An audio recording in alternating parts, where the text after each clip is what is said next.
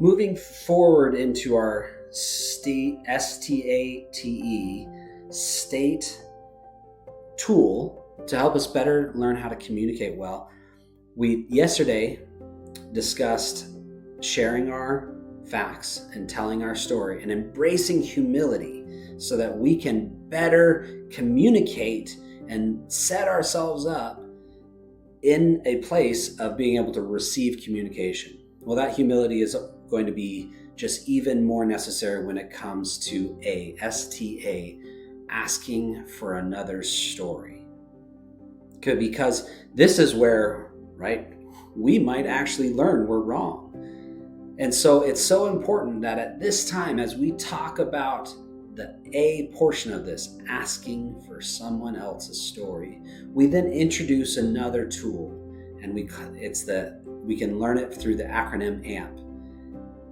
Asking first and foremost if somebody will share the story, mirroring to confirm feelings, paraphrasing to ensure understanding, and then priming.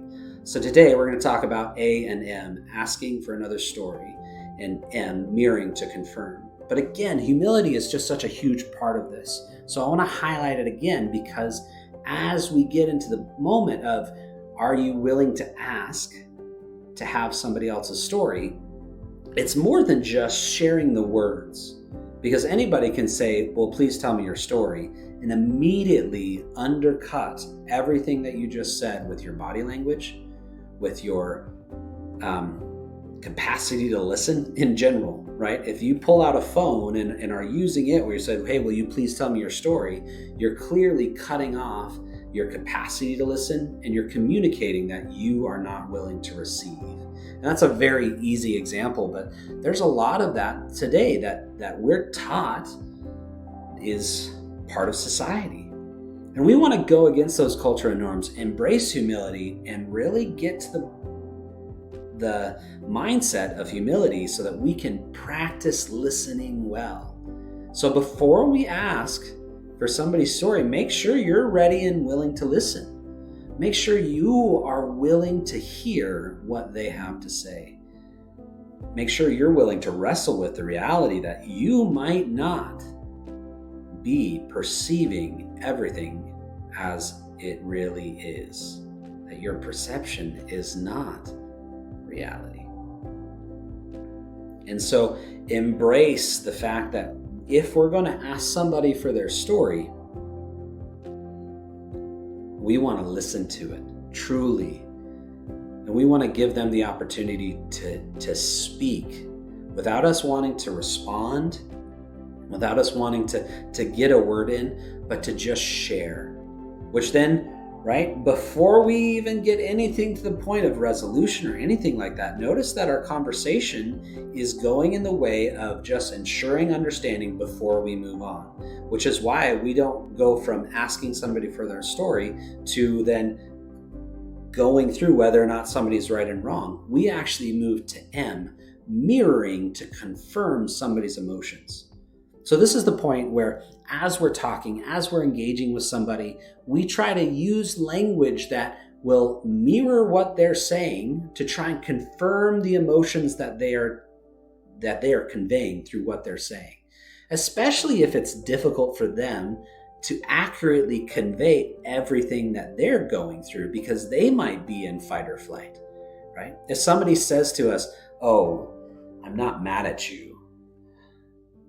Well, I'm sorry to seem contrary, but your body language kind of makes it seem like you might be.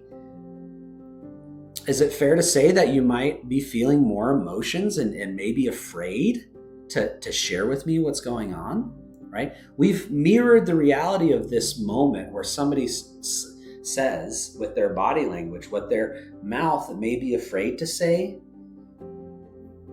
Well, if that's the case, let's mirror it to confirm. Let's see where somebody is. Let's actually have the knowledge and practice built into our experiences so that we can say, hey, I don't think what you're saying is necessarily matching what you're feeling. Let's actually get to the bottom of it.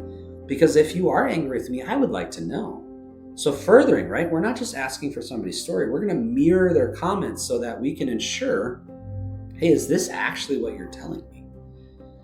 And especially if their language, if they're struggling with conveying what's going on inside them, something that's absolutely fair, because talking is hard. Understanding each other is even harder. And so being able to communicate well comes with so much nuance that when it's time to listen, instead of jumping ahead to being ready to respond, let's put another step in the way that says, let's make sure that we are using tools like contrasting, right? This is what I'm seeing you doing, but this is not what you're saying.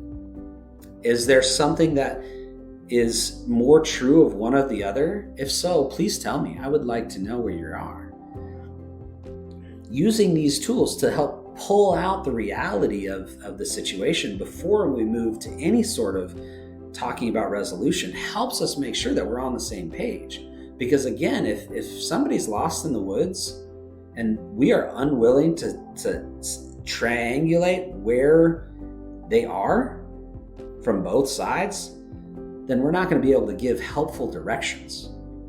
Conversely, if we're lost in the woods and we're unwilling to listen, we're not going to be able to get directions as well. And so let's take that time that as we move from stating our facts, telling our story, to asking somebody for their story, that we are truly ready